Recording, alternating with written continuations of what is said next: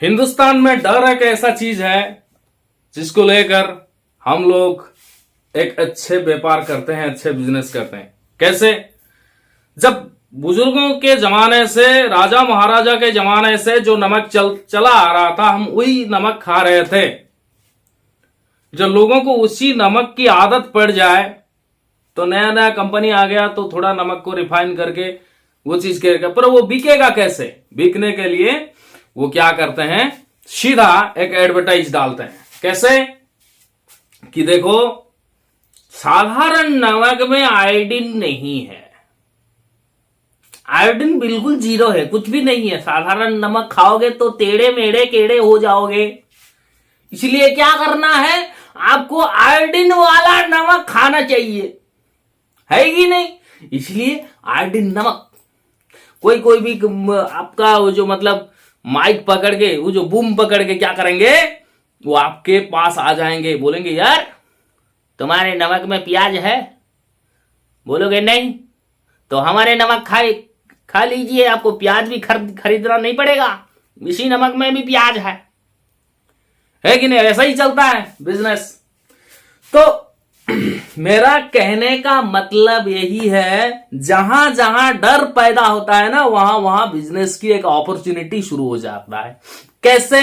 देखो, किसी ने अपना तनख्वाह हो गया, या फिर पगार हो गया, या फिर इनकम हो गया, जो भी कुछ किया, जो भी कुछ इनकम उनको मिला, अगर वो घर में रखेगा, कहां रखेगा?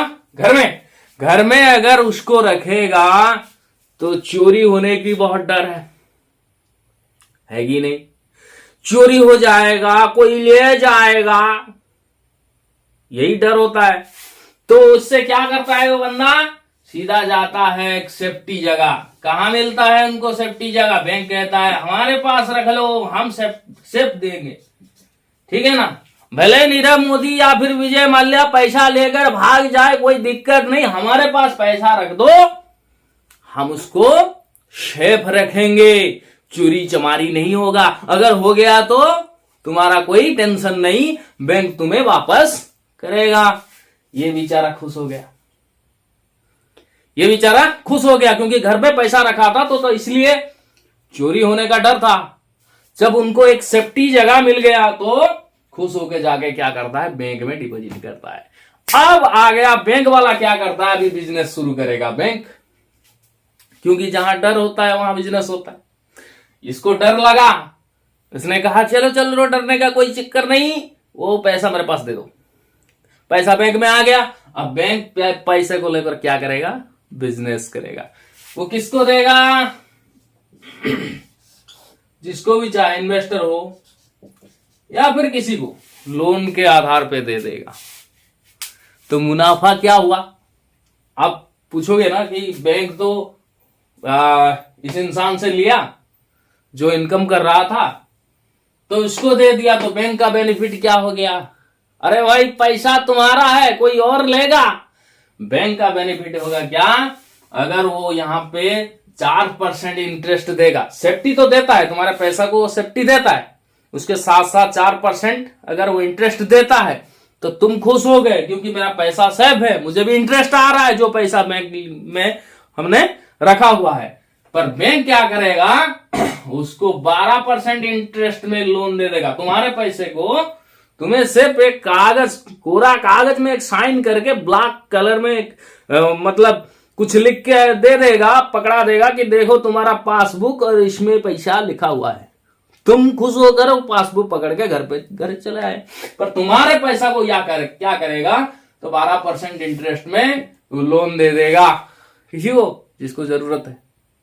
बैंक तो यही काम करता है, और 4% तुमको दे दिया ब्याज, और बाकी 8% सीधा सीधा लाभ हुआ किसका? बैंक का। पैसा तुम्हारा था, बैंक ने सिर्फ उनको किसी दूसरे को ट्रांसफर कर दिया और लोन के रूप में ट्रांसफर कर दिया, और उनको 8% का ब्याज मिल गया, मुनाफा मिल गया तुम्हारे पैसे से। समझ आया? यही होता है बैंकिंग सिस्टम। बैंकिंग क्या करता है, पैसा लेता है, सेफगार्ड करता है, सेफगार्डिंग करता है और लेंडिंग करता है। ठीक है। तो बैंक में पैसा डिपॉजिट करने की बहुत सारे तरीके हैं। उस तरीके से में एक कॉमन तरीका है रिकरिंग डिपॉजिट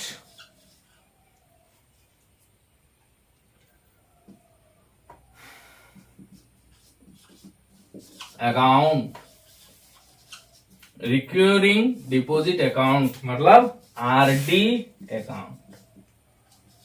इसमें क्या होता है, बहुत सारे तो सेविंग्स अकाउंट है, बहुत सारे तो मतलब बैंक में पैसा रखने की बहुत सारे प्रोसेस है, लेकिन ये एक ऐसा प्रोसेस है जिसमें फिक्स रेट होता है। फिक्स रेट में आपको मतलब आप अगर आरडी करोगे, रिकरिंग डिपॉजिट अमाउंट, तो इसमें थोड़ा इंटरेस्ट मतलब करंट अकाउंट सेविंग अकाउंट से ज्यादा इंटरेस्ट, थोड़ा इंटरेस्ट दे देता है ज्यादा। कौन? बैंक दे देता है, जिसके चक्कर में आप लोग चलो ठीक है इंटरेस्ट अच्छा आता है। तो बैंक इसमें क्या करता है कि फिक्स टाइम होता है, फिक्स अमाउंट होता है। तो महीने का आपको 5 तारीख तक, हर महीने 5 तारीख को 2000 रुपए आपको जमा करवाना है आपका जो आरडी अकाउंट में। वो 5-6 तारीख नहीं होना चाहिए, बस 5 तारीख होना चाहिए। 5 तारीख में आपको डिपॉजिट करना है 2000 रुपीज। वो कितने मंथ तक है? ये 3 महीने से लेकर 10 साल तक आप आरडी कर सकते हो। तो इसमें क्या होगा, आप फिक्स टाइम में फिक्स अमाउंट जमा करोगे हर महीने, तो आपको बैंक क्या करेगा, इंटरेस्ट भी देगा। वो इंटरेस्ट ऐड करके रखता है। ठीक है।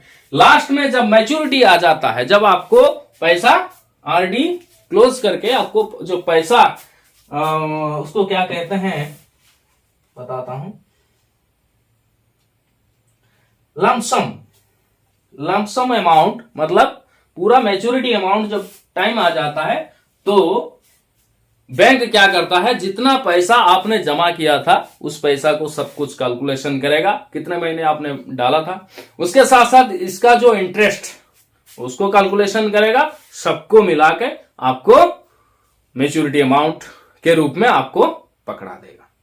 ये होता है आरडी अकाउंट, जो आपके आईसीएससी बोर्ड में, आईसीएससी 10th बोर्ड के जो एग्जाम में, मतलब जो तुम्हारा सिलेबस है बैंकिंग सिस्टम में, यह आरडी अकाउंट के ऊपर जानकारी देने के लिए कहा गया है।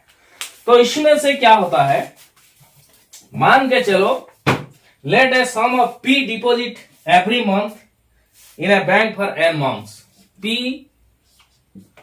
पी होता है अगर के आपने हर महीने पी अमाउंट के मनी आपने क्या किया, बैंक में जो आपके आरडी अकाउंट में आपने डिपॉजिट किया n मंथ तक,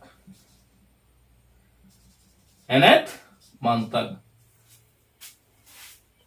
ठीक है। और क्या किया, उसका रेट ऑफ इंटरेस्ट है R%। nth मंथ तक आपने डिपॉजिट किया और उसका रेट ऑफ इंटरेस्ट R है। ठीक है। तो interest whole deposit is calculated using the formula.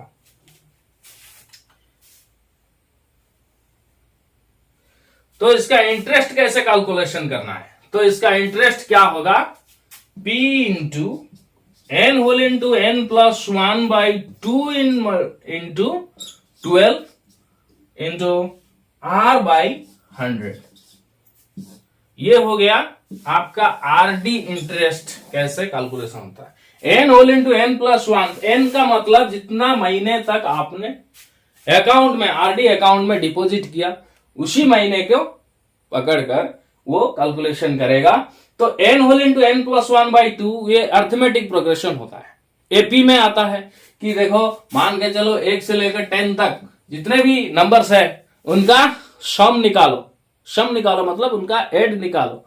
तो एड कैसे निकालना है, उसका formula n whole into n plus 1/2। यही फॉर्मूला यहाँ पे आ जाता है, क्योंकि हर महीना आपको डिपॉजिट किया हुआ है 2000, जो भी आपका जो अमाउंट है, फिक्स्ड अमाउंट है, आपने हर महीने डिपॉजिट किया है, तो उसी हिसाब से तो एपी अर्थमेटिक प्रोग्रेशन का एक फॉर्मूला आ सकता है, n whole into n plus 1/2 into 12 एक साल में।